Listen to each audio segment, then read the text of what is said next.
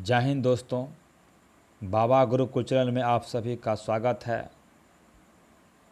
दरोगा 2213 पदों भर्ती के अनुरूप 100 अति महत्वपूर्ण क्वेश्चन आप सबों के बीच लेकर के आया हूँ। ये क्वेश्चन पूरी तरह दरोगा सिलेबस पर आधारित है। इस सेट का पहला क्वेश्चन है 1906 ईस्वी में बम्बई में प्रथम भारतीय महिला विश्वविद्यालय की स्थापना के पीछे उन महान व्यक्ति कौन थे। तो पहला ऑप्शन है D.K. कर्वे, दूसरा है दादा भाई नौरोजी, तीसरा राजा राम मोहन राय, चौथा है डेविड हेयर। तो इस क्वेश्चन का सही आंसर होगा D.K. कर्वे। अगला क्वेश्चन है 1840 के करीब कोका आंदोलन किसने आरंभ किया था। तो पहला ऑप्शन है भगत जवाहरलाल, दूसरा है गुरु राम सिंह, तीसरा है बालक सिंह, चौथा है हरी सिंह नलवा।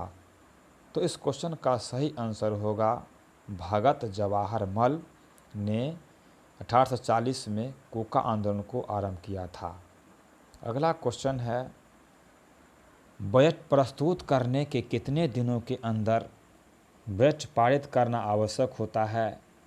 तो इसका पहला ऑप्शन है 14 दिन, दूसरा ऑप्शन है 60 दिन, तीसरा ऑप्शन है 75 दिन और चौथा ऑप्शन है 6 माह। तो इसका सही आंसर होगा 75 दिन में बजट को पारित करना अति आवश्यक होता है, नहीं तो सरकार को इस्तीफा देना पड़ेगा। अब कौन स्थलीय आवास का अजैविक घटक है। तो पहला ऑप्शन है वायु, दूसरा है जल और तीसरा है मृदा और चौथा में है ये सभी। तो स्थलीय आवास का अजैविक घटक में शामिल होता है वायु, जल और मृदा। इसका आंसर हो जाएगा ये सभी। अब अगला क्वेश्चन है दक्षिण अमेरिका का कौन सा देश स्थलुद देश है।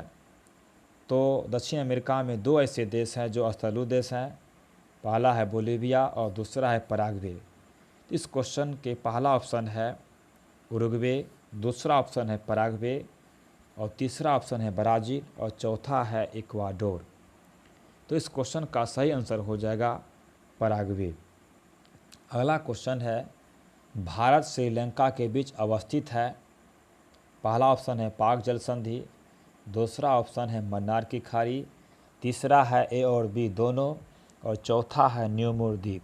इस क्वेश्चन का सही आंसर हो जाएगा ए और बी दोनों, यानी पाक जल संधि और मन्नार की खाड़ी दोनों इसका सही आंसर होगा। अब अगला क्वेश्चन है भारत का पहला समुद्री संग्रहालय कहाँ खोला जाएगा। तो पहला ऑप्शन है आंध्र प्रदेश, दूसरा ऑप्शन है गुजरात, तीसरा ऑप्शन है तमिलनाडु, चौथा है ओडिशा। तो इसका सही आंसर हो जाएगा गुजरात में पहला समुद्री संग्रहालय खोला जाएगा। अब अगला क्वेश्चन है नूह कलिकाई जलप्रपात किस प्रदेश में है। तो इस क्वेश्चन का पहला ऑप्शन है केरल, दूसरा है मणिपुर, तीसरा है मिजोरम और चौथा है मेघालय।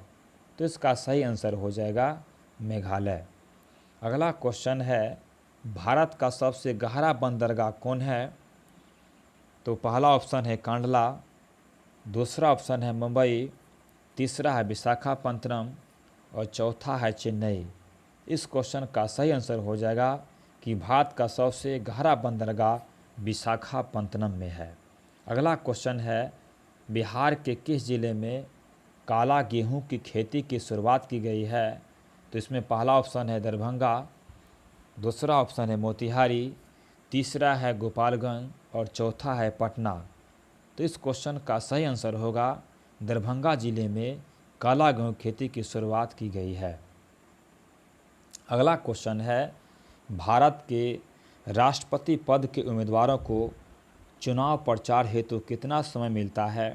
तो पहला ऑप्शन है 1 सप्ताह, दूसरा ऑप्शन है 2 सप्ताह, तीसरा है 3 सप्ताह और चौथा है 1 माह। तो भारत के राष्ट्रपति के उम्मीदवारों को चुनाव प्रचार हेतु समय दिया जाता है 2 सप्ताह। इसका सही आंसर होगा। अब है अगला क्वेश्चन है राज्य पुनर्गठन आयोग ने किस वर्ष अपनी रिपोर्ट प्रस्तुत किया था? तो इसका पहला ऑप्शन है 1953, दूसरा ऑप्शन है 1955, तीसरा है 1956 और चौथा है 1954। तो इस क्वेश्चन का सही आंसर होगा 1955 ईस्वी में राज्य पुनर्गठन आयोग ने अपना रिपोर्ट प्रस्तुत किया था। अब अगला क्वेश्चन है, कौन सा रीट सार्वजनिक एवं निजी व्यक्ति दोनों के खिलाफ जारी किया जाता है? तो पहला ऑप्शन है बंदी प्रत्यक्षीकरण, दूसरा है परमादेश, तीसरा है प्रतिषेध और चौथा है उत्प्रेषण।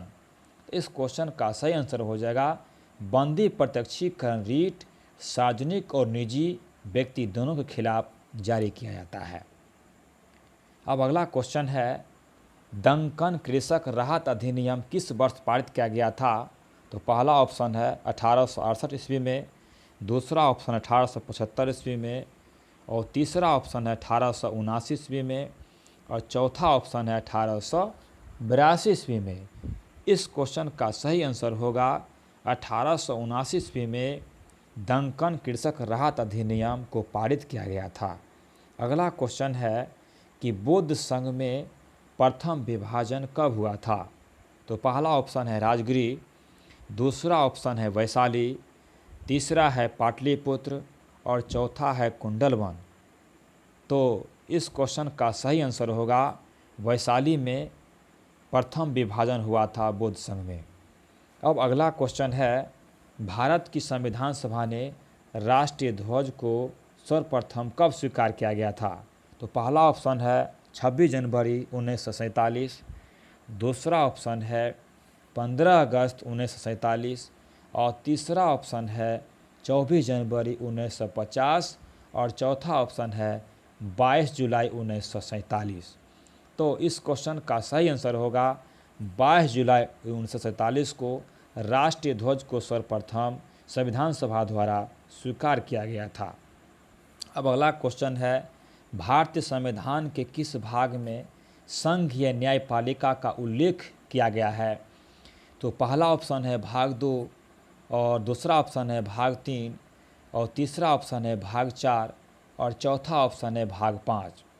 तो भारत में संघीय न्यायपालिका का उल्लेख किया गया है भाग 5 में इसका उल्लेख किया गया है, जबकि भाग 2 में है नागरिकता, भाग 3 में है मौलिक अधिकार और भाग